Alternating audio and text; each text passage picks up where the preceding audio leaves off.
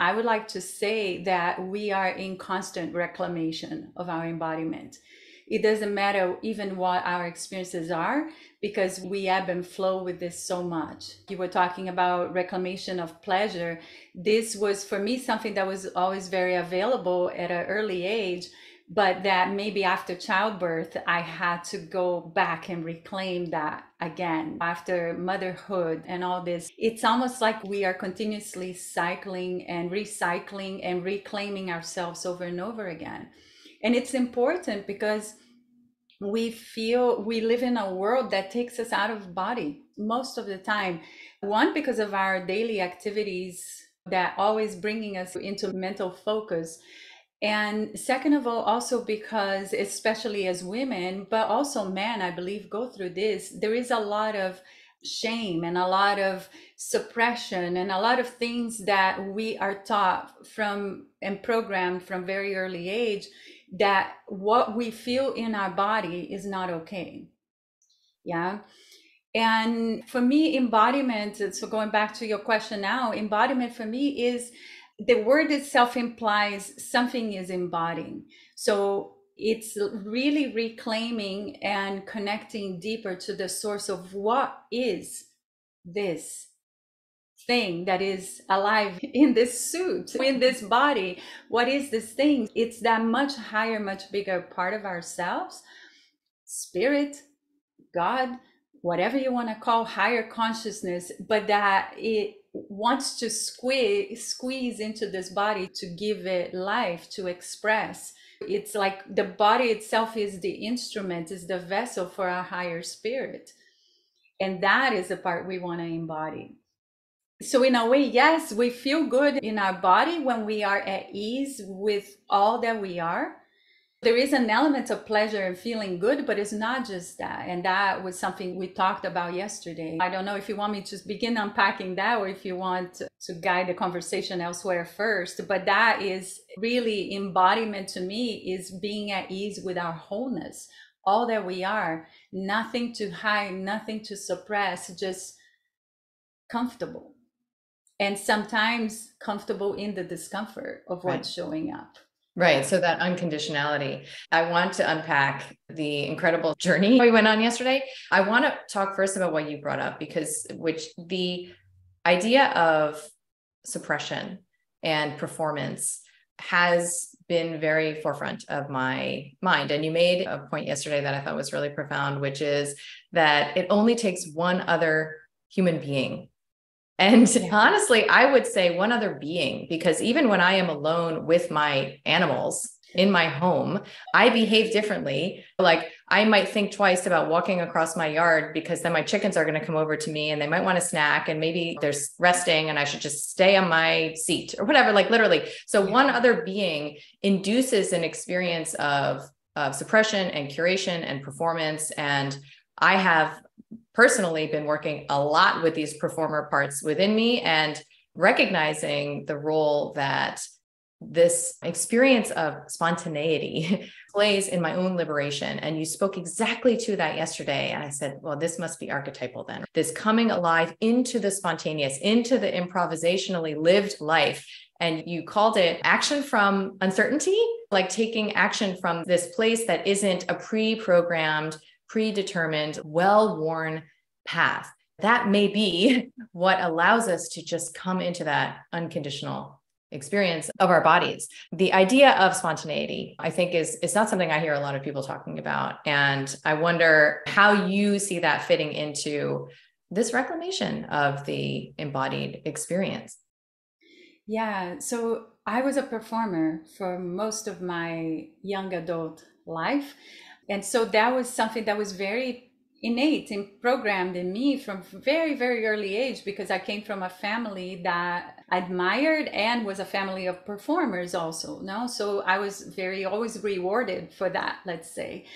So later in my reclamation path, what I realized is that how much of that was holding me back, right? Because when I'm here, even having this conversation with you, I can cater my mannerisms and my speech to impress you, or I can just be me,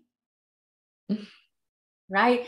And that might not impress you, or that might not even impress your audience right now. And how are we okay with that? There's nothing wrong with performance, and performance plays a role in our lives, absolutely. But it's important to have full awareness of that gear when we engage that gear, and be able to disengage that gear. Because it really, as much as it can create a sense of false confidence, but at the same time, that false confidence will always keep you holding back from your full expression, because certain things are not okay in a performance setting.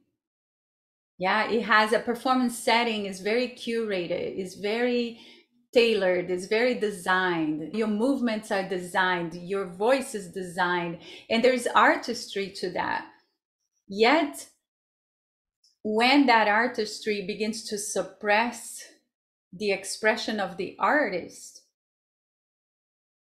this is what we see with most artistic expression in our society. You know, I don't know, in the music industry, how many young artists become molded and formed to a certain expression when their early expression was something completely different, but maybe it wouldn't sell as many records, right? So again, like, we selling ourselves, or are we just being ourselves and creating a connection, real connection with others?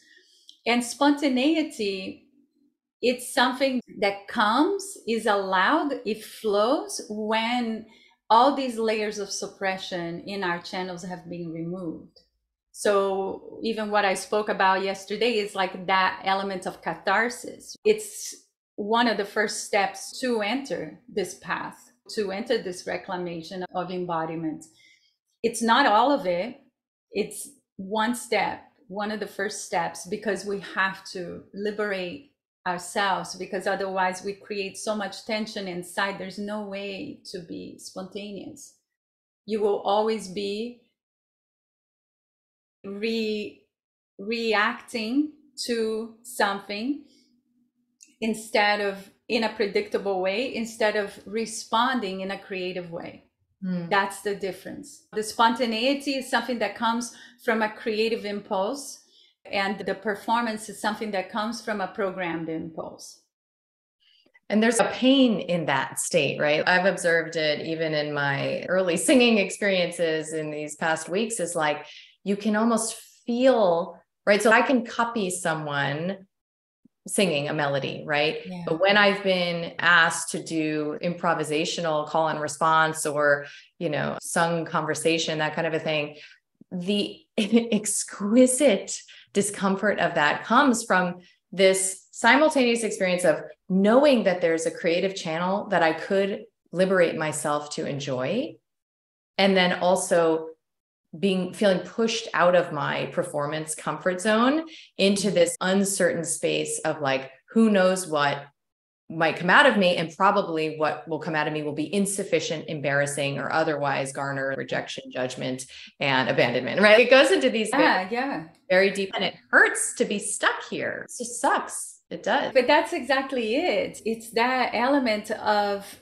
we've been so programmed to behave. And even people who are not performers, I'm talking, yes, myself, I was a trained dancer and ice skater. So, okay, you know, that was the element. I wasn't trained in singing. So of course you put me in a singing situation, which I love, and is what I did when I was little, most of the time, dancing and singing, but I didn't train my singing. So now at this time in my life, I'm starting to try and reclaim that again. It's a different thing. And when we've been so programmed, unless something is perfect, you don't share, you don't put yourself out there. You have to fit, you know, you can't spill the milk when you are a kid, right? There's all these corrections and programs. So we lose spontaneity.